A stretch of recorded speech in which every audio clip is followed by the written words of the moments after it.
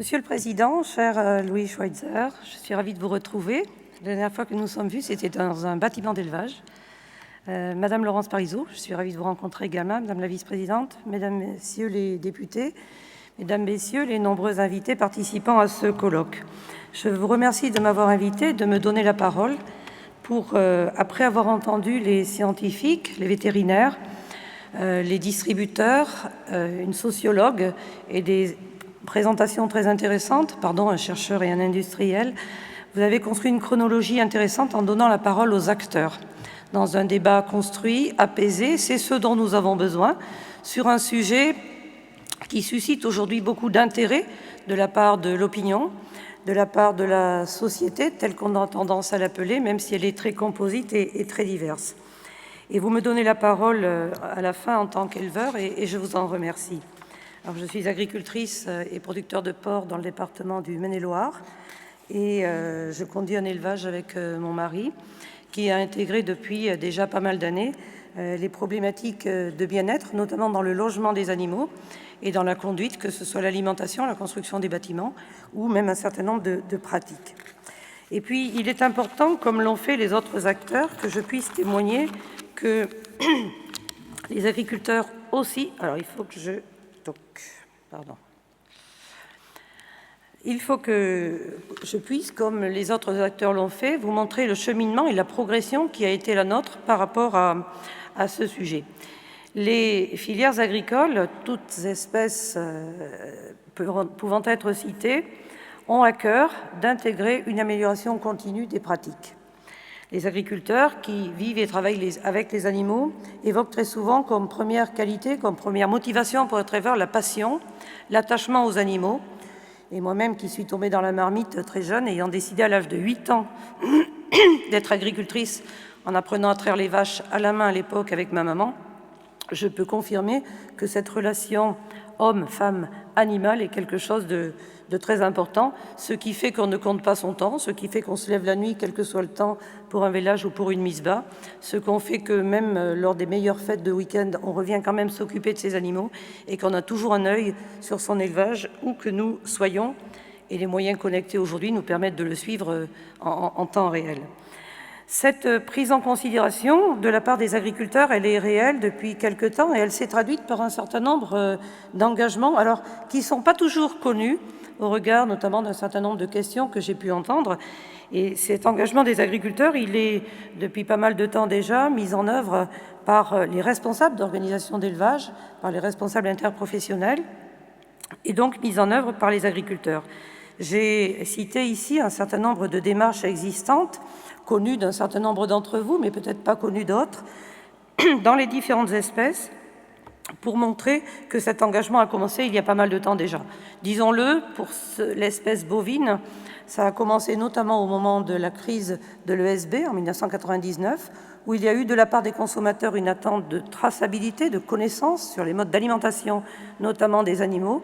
Et les responsables agricoles de l'époque, qui étaient Jean-Michel Lemétayer, qui est devenu ensuite président de la FNSEA, et Joseph Daul, qui est devenu ensuite député européen, comme quoi il y a quelques destins intéressants à regarder avec le temps, ont construit une charte de bonnes pratiques d'élevage bovin qui intégrait un certain nombre d'éléments. Au début, c'est vrai, c'était plus la traçabilité, puis il y a aujourd'hui 5 versions de cette charte. Elle a intégré d'abord les problématiques environnementales qui, si on regarde la chronologie d'Elsa Delanoux, sont apparues en premier, puis ensuite les problématiques de bien-être animal, et puis les problématiques sanitaires qui sont très importantes aussi, parce que le premier élément de bonne santé, mais c'est vrai aussi pour nous les humains, c'est d'être en bonne santé, donc la santé animale, les aspects sanitaires. Et si M. Bossier a dit avec justesse que les vétérinaires étaient les interfaces extrêmement importantes, les vétérinaires sont les experts pour les agriculteurs sont les sentinelles de leurs animaux, présents au quotidien auprès d'eux, qui détectent les premiers signes de bien-être ou de mal-être, qui s'inquiètent et qui font appel au vétérinaire, qui vient, qui intervient, qui par son savoir rassure et apporte des éléments.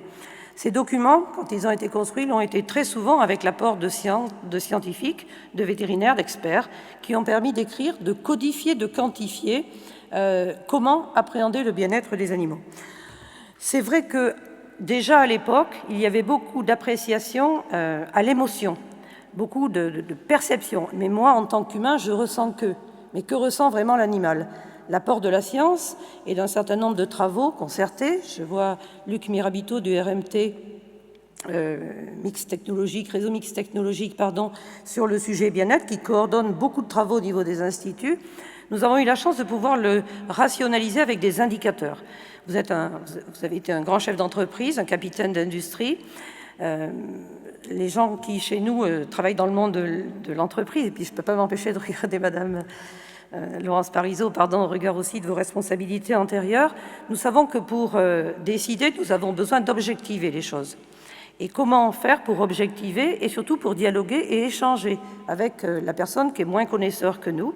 Si on est capable d'avoir des référentiels ou des chartes avec 37 indicateurs, par exemple, où l'on peut mesurer, quantifier le comportement de l'animal, ce que nous avons fait dans notre élevage avec un diagnostic bien-être animal dans l'élevage de porcs, réalisé par des scientifiques, réalisé sur place par un technicien conseiller qui a mesuré la sociabilité des porcs, leur état de bien-être, leur comportement physique, psychique au regard de leur comportement. C'est extrêmement intéressant, même pour nous éleveurs, et ça nous guide dans notre travail quotidien de surveillance, d'intervention, mais aussi à plus long terme, quand on a à faire des équipements, des améliorations, voire quand on a à construire des bâtiments.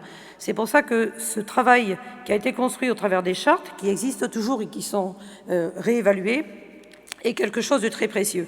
Et j'entendais récemment des responsables du monde équin, le monde du cheval, dire, quand on a parlé de bien-être animal dans certains milieux équins, on nous a dit « non mais vous rigolez ». Bien sûr qu'on a le souci du bien-être de nos chevaux, bien sûr qu'on a l'idée qu'il faut qu'ils soient en bonne situation. L'animal pèse 700-800 kilos, l'homme pèse 70 kilos, 55 si c'est une jeune fille. On ne peut pas, par la rigueur ou par la dureté, faire obéir un cheval ou le mettre en situation. C'est un climat de confiance qui s'opère entre l'animal et l'homme, et l'homme avec un grand H. Et donc cette relation-là, elle se noue s'il y a confiance et s'il y a mal-être.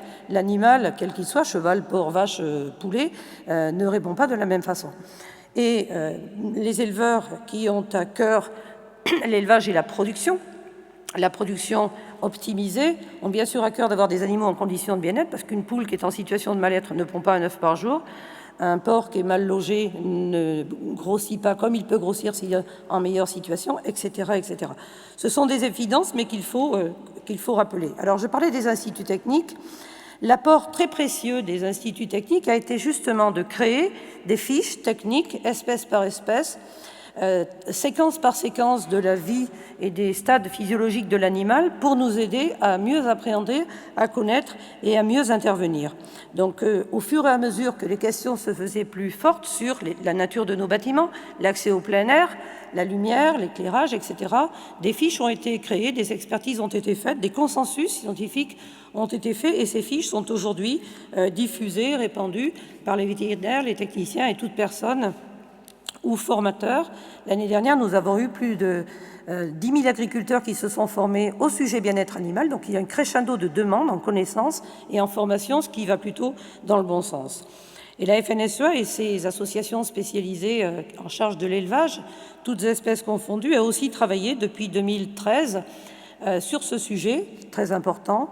Et nous avons réalisé déjà 2 recueils, un en 2014, un réactualisé en 2019, pour recenser tout ce qui existe en matière de données techniques scientifiques, tout ce qui existe comme sujet de recherche sur le sujet, et quelles sont aujourd'hui les préoccupations nouvelles que posent les éleveurs. Je sais que les scientifiques apprécient le questionnement des praticiens et des éleveurs à la science. C'est très important de dialoguer et d'avancer sur ces sujets-là.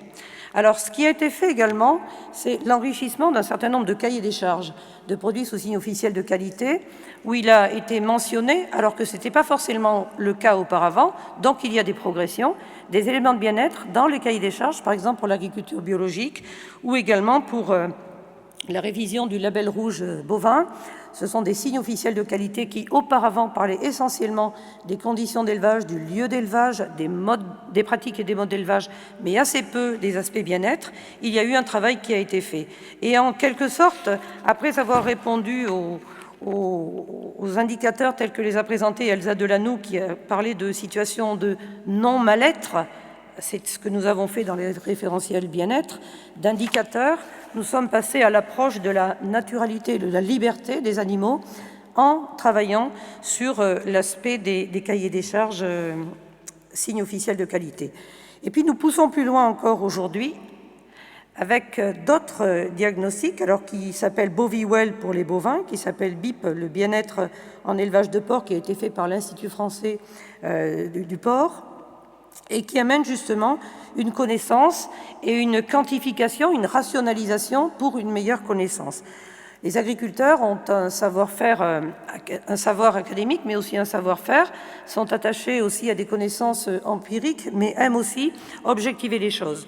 Et donc, avec les filières volailles, porc, bovines, ces diagnostics bien-être permettent justement, dans les élevages en situation, et en controverse en quelque sorte, parce qu'il y a toujours l'éleveur qui explique ce qu'il fait, pourquoi il le fait, et la personne qui réalise le diagnostic qui, elle, explique, mais l'animal a tel comportement parce que vous pratiquez ainsi, si vous faisiez évoluer telle ou telle chose, ça pourrait évoluer de meilleure façon. Donc le souci d'amélioration, il est continu, le souci d'innovation également. Et puis la digitalisation et tout ce que la robotique nous amène aujourd'hui, notamment de l'électronique embarquée, y compris sur nos animaux, par exemple, pour mesurer la mobilité. On met un podomètre sur une vache et on sait si elle s'est déplacée un peu, beaucoup, passionnément, ce qui permet déjà de savoir si elle est en chaleur ou pas et à quel bon moment l'inséminer.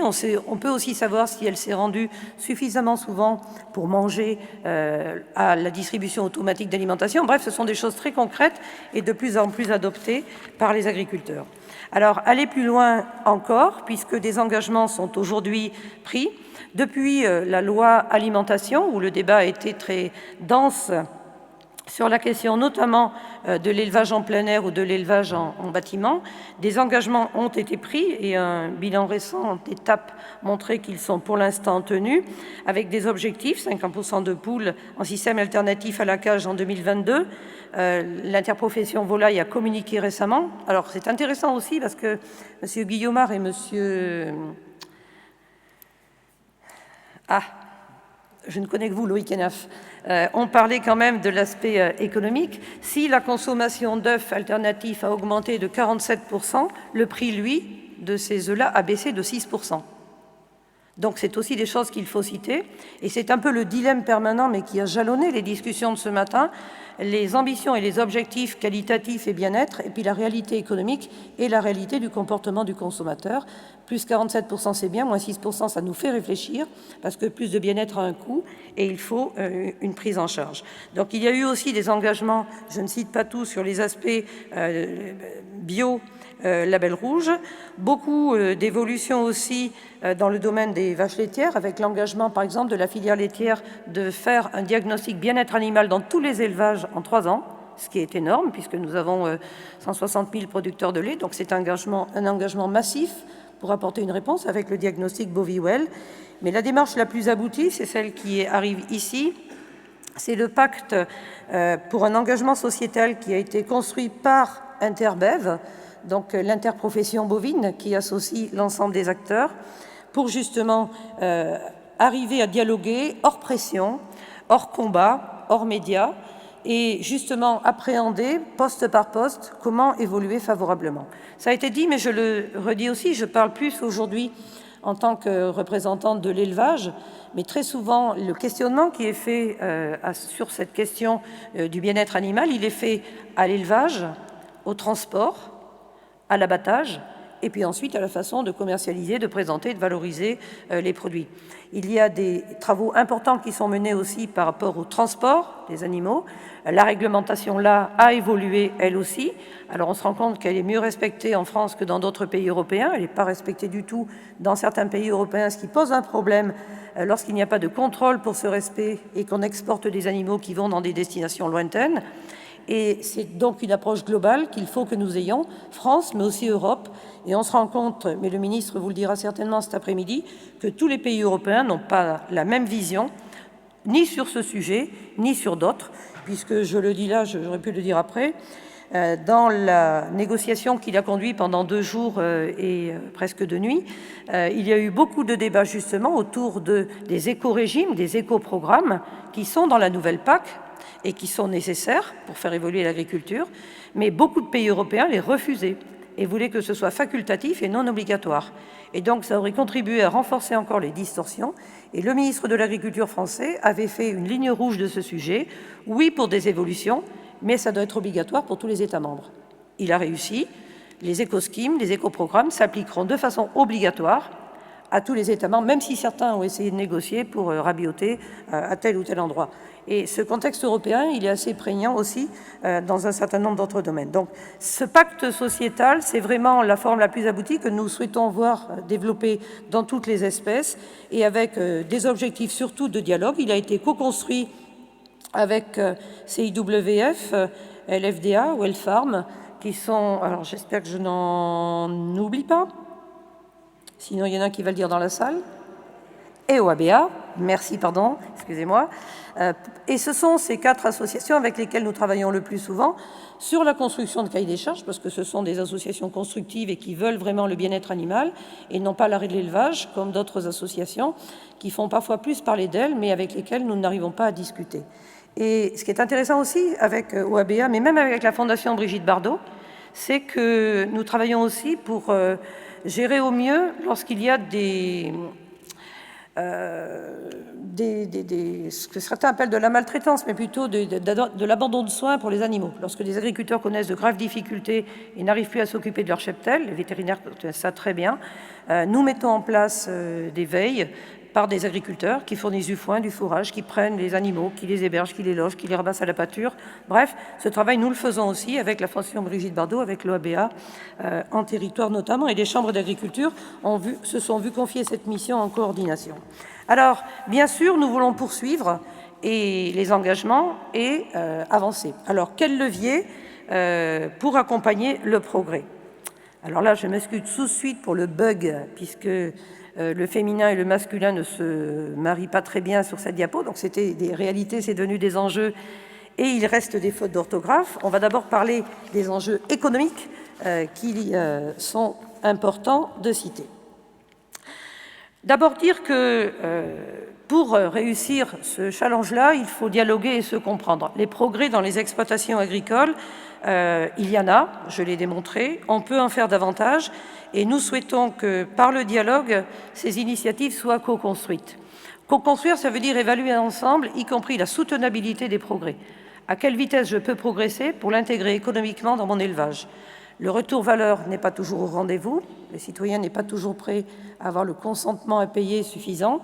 Donc comment faire en sorte que l'on puisse améliorer et faire en sorte que ce soit sustainable économiquement? Bien sûr, quand on fait des progrès bien-être dans un élevage, il y a des coûts. Je crois que ce serait mentir que de dire le contraire. Je l'ai moi-même vécu dans notre exploitation sur un investissement important il y a 4-5 ans. Il y a un surcoût. Quand on met plus de place pour les animaux, quand on met plus de surface, plus de hauteur, plus de lumière et qu'on change l'ambiance, il y a des surcoûts. C'est comme quand on construit une maison. Si on l'a fait à l'économie ou si on l'a fait avec des conditions de mieux-être, il y a des coûts supplémentaires. Et donc, il faut pouvoir accompagner ces surcoûts. Bien sûr, il existe des entreprises qui ont mis en place, avec des distributeurs, des cahiers des charges, co-construits, des progrès, des centimes en plus, qui parfois couvrent, mais pas toujours suffisamment. Et bien sûr, la question du consommateur est posée, mais j'y reviendrai.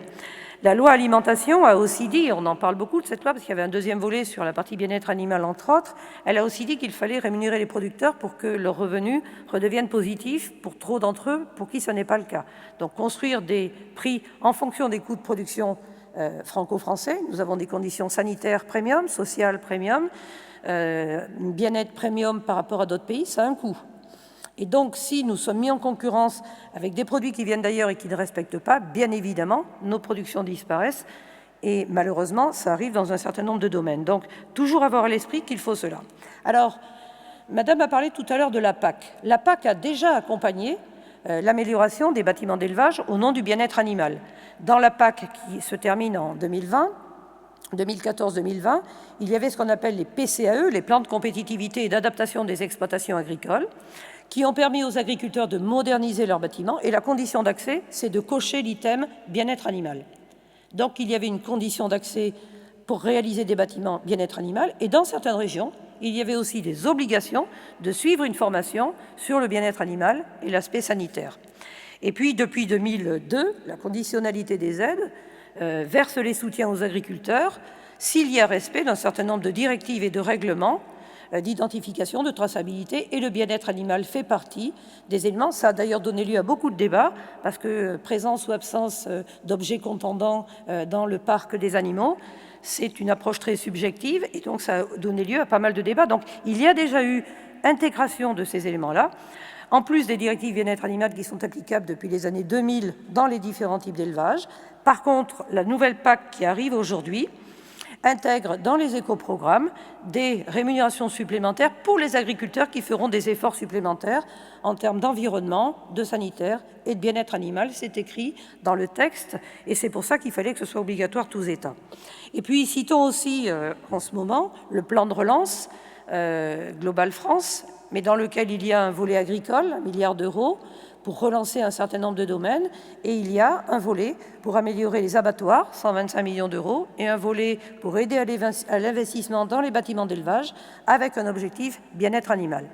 Les abattoirs français, au regard de leur faiblesse de rentabilité, pour différentes raisons que je n'évoquerai pas ici, ont du mal à se moderniser. Donc c'est un ballon d'oxygène qui est donné pour pouvoir moderniser les abattoirs, et nous avons soutenu cette idée-là. Alors, ça a été dit aussi tout à l'heure, je crois, par la personne de Carrefour, et je l'en remercie, c'est qu'on ne peut pas changer d'un claquement de doigts tout. Pourquoi ? Parce que la meilleure façon d'améliorer le bien-être animal dans un élevage, c'est de bonifier nos bâtiments.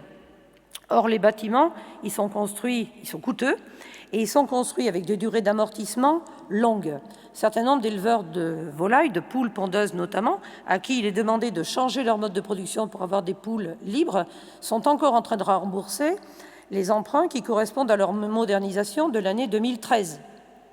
Et donc, ils vont rembourser jusqu'à 2026. Et leur demander tout de suite maintenant de réengager des investissements lourds, un bâtiment c'est quasi 1 million d'euros en poules pondeuses, eh bien c'est compliqué. Donc c'est vraiment au moment où on fait nos bâtiments, où on construit nos bâtiments, qu'on a la possibilité d'intégrer les éléments bien-être, c'est là qu'il faut vraiment le bon conseil et des techniciens, et des vétérinaires, et des scientifiques pour apporter tous les éléments de bien-être. Mais pour avoir fait un test dans notre exploitation sur des cages de truies, des cages de truies maternité-liberté, c'est-à-dire des truies qu'on peut libérer au bout de 5 jours pour qu'elles soient mobiles avec leurs petits, c'est 25% de surface en plus. Et c'est aussi plus de temps de travail, plus de pénibilité, parce que la truie, elle est très maternelle, et quand on rentre dans sa case, elle n'a pas forcément envie qu'on y rentre, donc il faut la contentionner. Ce temps de travail en plus et ce risque pour l'éleveur, il faut aussi l'intégrer dans une approche globale. Alors, je parle en experte du sujet bien-être animal ou conduite d'élevage dans un élevage. Ce qui est précieux, merci Monsieur Schweitzer, où trop souvent ce sujet est évoqué en disant les animaux sont mieux en plein air, parce que moi je pense qu'ils sont mieux en plein air. Idem par rapport à la question qui a été posée pour les veaux tout à l'heure, visitant récemment un élevage de veaux nouveau, avec un grand industriel du veau. Les agriculteurs avaient un bâtiment sur paille, et le conseil a été de faire des cases de 6 plus petites, mais sur caillebotis et avec surveillance de l'alimentation de chacun, parce que la vie en société fait qu'il y a parfois des forts et des faibles, et même quand ils sont en liberté tous ensemble en lot de 50, eh bien, il y a des veaux qui n'arrivent pas à accéder à l'alimentation et qui ne grossissent pas, voire qui sont malheureux, ça se voit sur leurs poils et sur leur comportement général. Donc c'est pas si simple que ça, et c'est tout l'art d'être éleveur et l'art d'être conseiller ou vétérinaire en élevage. Alors l'enjeu économique, c'est aussi trouver des solutions techniques, avec le métier d'éleveur. C'est un peu comme pour les véganes. Être végane il y a 10 ans, c'était compliqué. Il n'y avait pas les produits dans les rayons. Aujourd'hui, ils y sont. Être éleveur et vouloir faire du bien-être, il y a 10 ans, il y a même 5 ans, il n'y avait pas les solutions. Quand on a voulu mettre en place des objets de manipulation dans notre élevage, il y a 5 ans, nous n'avons pas trouvé sur le marché les objets que nous voulions. Ils existaient au Danemark, impossible de les faire livrer en France. Donc on les a construits nous-mêmes, parce qu'on est volontaire et militant du sujet. Donc il y a parfois des difficultés réelles. Aujourd'hui, quand on regarde les revues techniques, quelles qu'elles soient, il y a des solutions. Quand on va au SPACE, à Rennes, quand on va dans les salons professionnels, quel que soit le pays, on voit des solutions qui arrivent à nous, tant mieux. Des cases construites différemment, des espaces qui permettent aux animaux de se sociabiliser parce qu'ils peuvent se toucher de groin à groin dans un même bâtiment, d'autres choses qui avancent, et les solutions arrivent aujourd'hui. Alors elles sont coûteuses, ça c'est sûr, donc ça remène l'esprit du coup, mais au moins ces solutions arrivent à nous. Les solutions techniques, c'est aussi la possibilité d'évoquer que tout ne peut pas se faire d'un claquement de doigts non plus en termes de compréhension et d'adoption. Voilà pourquoi nous avons mis en place pas mal de formations, et c'est extrêmement important. Voilà aussi pourquoi beaucoup de jeunes aujourd'hui, de jeunes agriculteurs, suivent des formations de spécialisation sur ces sujets, et les chambres d'agriculture ont mis en place des formations spécialisées sur le bien-être animal pour que les éleveurs puissent se familiariser et être plus à l'aise, à la fois pour le faire, mais aussi pour en parler. Alors, il y a aussi des enjeux environnementaux. Il y a parfois bonne conjonction entre les enjeux bien-être et les enjeux environnementaux. Parfois, il n'y a pas conjonction.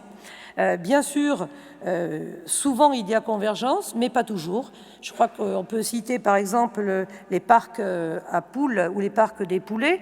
La poule est un animal grégaire qui ne va pas sur les 18 hectares qui lui sont offerts, qui reste juste au bord. Et la concentration en nitrate et en phosphore sur cet endroit-là n'est pas sans poser problème. Donc, ça n'est pas toujours aussi simple que ça, et ça amène à avoir une appréhension globale du sujet. Et puis, Hervé Guillaumard a très bien répondu par rapport à l'aspect de l'élevage, et notamment tous les critiques qui sont faites à nos pauvres vaches par rapport au méthane. Malheureusement, les gaz entériques sont ce qu'ils sont. La vache restera avec ses 4 estomacs, continuera à ruminer. Par contre, les bienfaits des herbivores pour maintenir les prairies, notamment les prairies permanentes avec 121 espèces prairiales, c'est un joyau de biodiversité, c'est irremplaçable. Donc, tout à l'heure, quand Elsa Delanoux a parlé des controverses, elle a très vite débouché sur la notion de compromis. Et je pense que ce qu'il faut vraiment avoir à l'esprit, quand on parle du sujet bien-être animal, comme beaucoup d'autres sujets, c'est la recherche du compromis. Ce n'est pas tout de suite dans un sens ou tout de suite dans l'autre sens, c'est forcément un compromis. Alors oui, les vaches émettent des gaz à effet de serre, mais les prairies en compensent 70% quand elles sont conduites de telle ou telle façon.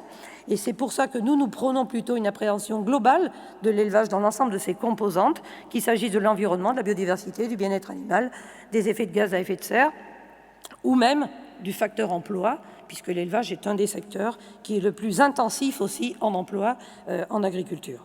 Alors, nos élevages sont très normés sur le volet environnemental, avec full directives dont je ne citerai pas les noms. Et c'est vrai que les agriculteurs ont peut-être davantage concentré leurs efforts sur les aspects environnementaux que sur les aspects bien-être en termes d'investissement sur les 15 dernières années.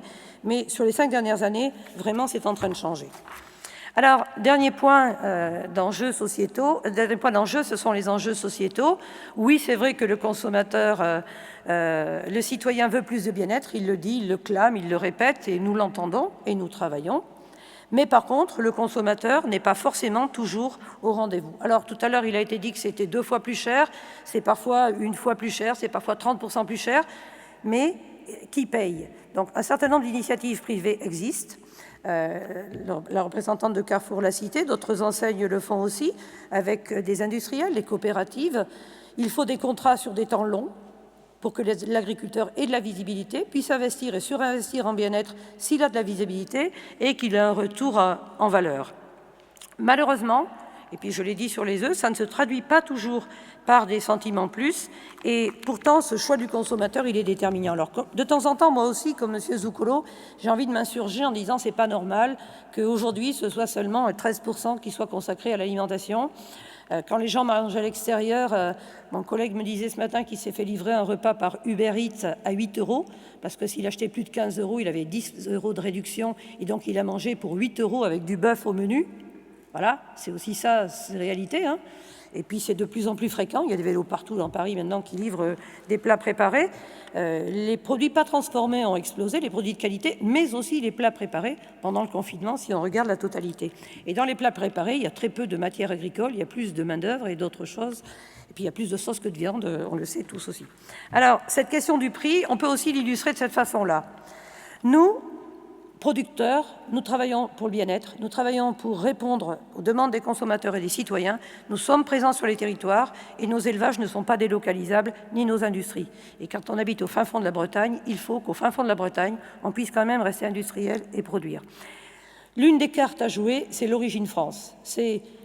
Alors j'aime pas trop le mot « éduquer » les consommateurs, mais sensibiliser, informer et dire « vos achats sont vos emplois ». Vos achats sont vos emplois. Si vous achetez des produits français, qui en plus sont des produits frais, de proximité, qui remplissent les cahiers des charges que les autres ne respectent pas, vous préservez les emplois en France, c'est bon pour les entreprises, c'est bon pour l'économie. Et l'étiquetage de l'origine est quelque chose de très important, mais le prix intervient beaucoup aussi. Et ce croquis, et je l'ai choisi pour la volaille, mais on pourrait l'avoir pour beaucoup d'autres, la consommation globale de viande de volaille en France augmente, la production de viande française, poulet français, marché intérieur, orange clair, n'augmente pas beaucoup. Ce qui sature l'augmentation de la demande, ce sont les importations.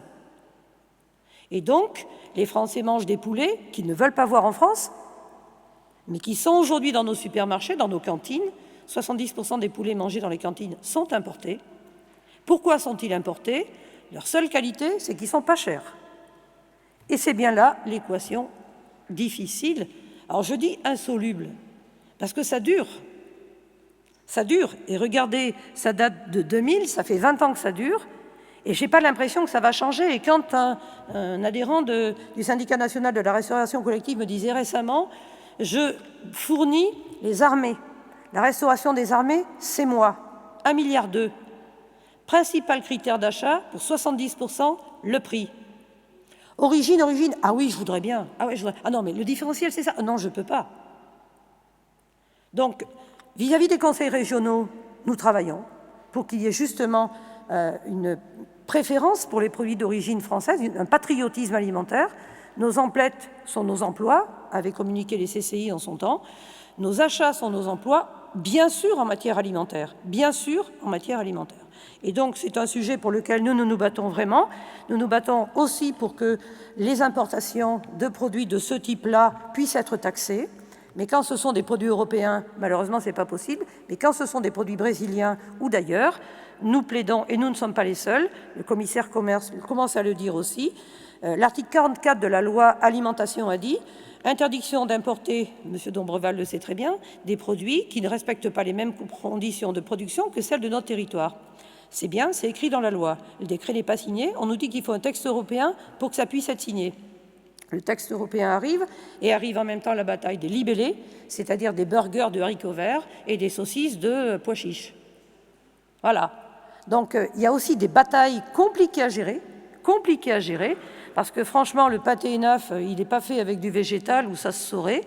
Par contre, quand moi j'achète du brocoli, je sais que j'achète des brocolis. Quand j'achète une julienne de légumes, je sais que ce sont des légumes, etc.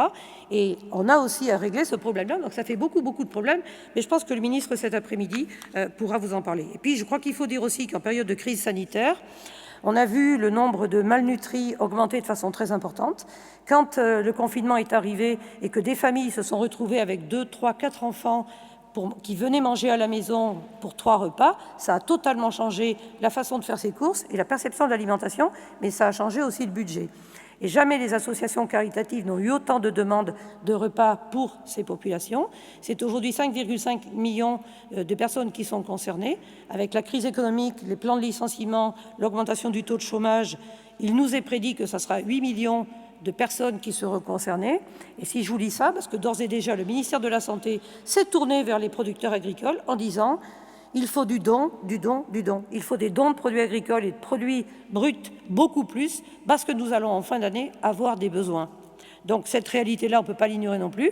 Produire pour tous les marchés, pour tous les moments de consommation, mais aussi pour toutes les bourses. Et s'il faut payer plus cher pour l'alimentation bien-être, tout le monde ne pourra pas se la payer. Et ce serait un comble en France de faire une fracture d'égalité devant l'alimentation, alors que ça a toujours été un des facteurs du bien-vivre ensemble, l'accès pour tous à l'alimentation. Et j'entends ici un certain nombre de propositions qui parlent de mettre en place, comme nous avons une allocation logement, une allocation alimentation. Je ne peux pas m'empêcher de penser quand même que quand je vois la perception aujourd'hui de l'allocation logement par un certain nombre de personnes, si l'allocation à l'alimentation vient décharger de responsabilité les personnes, ça m'ennuie quand même. Parce que si l'alimentation demain, c'est pas cher, c'est l'État qui paye, c'est gratuit, ça me pose quand même un problème éthique aussi de la valeur de l'alimentation. Parce que quand on est producteur, on connaît la valeur de l'alimentation. Un animal, c'est vivant, c'est malade, c'est mort, mais il faut s'en occuper. Une plante, c'est vivant, c'est mort, mais il faut s'en occuper. Et ce facteur travail-là, mis dans la production de l'alimentation, si demain il y a une banalisation en disant « mais on vous paye l'alimentation », Je pense que ça mérite une réflexion éthique, pour le coup, au-delà de ce qui est sur la place pour l'instant. Alors, pour terminer, oui, vous pouvez. Si vous partagez, vous pouvez, après tout. Et c'est pour ça que nous travaillons à la FNSEA avec le ministère de l'Économie et le ministère de la Santé sur ces sujets. Et nous sommes en train de réfléchir à ce que les États-Unis ont fait avec les food stamps, les fameux coupons, pour parler en français, pardon, qui ont été mis en place. C'est une façon de sécuriser le débouché des produits américains. Le coupon vaut double quand c'est des produits américains qui sont achetés, mais ça permet effectivement de faire une politique alimentaire pour ceux qui ont moins de moyens. Donc, vous voyez que le débat que vous posez, Monsieur Schweitzer, c'est un débat qui a énormément de circonvolutions et beaucoup d'implications, tant il y a des concordances de temps ou des circonstances qui nous amènent à citer d'autres réalités. Bien sûr, en conclusion, et par-dessus tout, les éleveurs, qui sont des scientifiques, ont besoin de données scientifiques. Mais nous avons aussi besoin de données éthologiques et sociologiques, et nous le faisons. Les données scientifiques, elles sont en train d'être vulgarisées aujourd'hui, et il faut qu'on accélère, parce qu'un certain nombre d'agriculteurs, blessés par les attaques violentes d'intrusion en élevage que je condamne fortement, ne sont pas forcément enclins à avancer vite.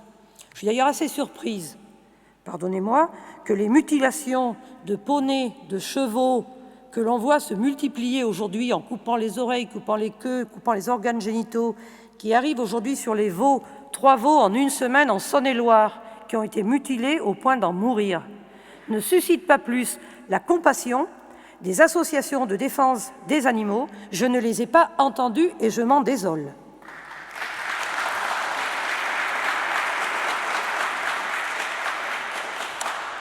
Une approche scientifique, une approche sociologique, une approche éthologique. De très nombreux jeunes viennent en formation vétérinaire, et j'en ai dans ma proximité, avec une vraie vision éthologie. Et je pense que c'est très important, parce que nous, éleveurs, on connaît un certain nombre de choses, mais on a à apprendre aussi des éthologues de façon importante. Développer des solutions aussi pour faire progresser. Bien sûr, il y a des mesures législatives, mais on a vu un exemple récent que légiférer, c'est facile. Si ça ne suffit pas derrière, ça ne sert à rien. Donc moi, je crois beaucoup plus aux politiques incitatives. Et l'incitation par le marché et par les sentiments plus, je pense qu'il faut le travailler davantage. Nous sommes favorables au dialogue en toutes circonstances s'il y a respect mutuel. Et merci pour le respect de cette Assemblée et de votre association avec laquelle nous travaillons, Monsieur Schweitzer. Je souhaite que ça puisse durer. Et nous voulons valoriser tout ce qui est fait positivement. Nous incitons nos agriculteurs à ouvrir leurs portes et leurs fenêtres, à communiquer sur ce qu'ils font. Dans les dîners en ville, ces sujets sont parfois compliqués, mais il faut que nous les abordions. Et puisque Elsa Delanoux a très bien dit que les controverses consistaient à convaincre l'autre par influence avec ses arguments, eh bien, à nous d'essayer de convaincre, non pas sur des images trash et choc, mais par notre amour des animaux, notre professionnalisme, notre souci du détail et notre sens du progrès, et surtout le fait que nous sommes vraiment à l'écoute et que nous sommes en mouvement. Mais moi, j'ai confiance, au regard de tout ce qui est fait en élevage, sur notre capacité à répondre s'il y a cette écoute-là. Et sur l'étiquetage, on a vu ensemble, M. Schweitzer et M. Guillaumard, que c'était très compliqué dans certaines espèces. Donc prenons le temps et ne faisons pas n'importe quoi. Merci de votre écoute.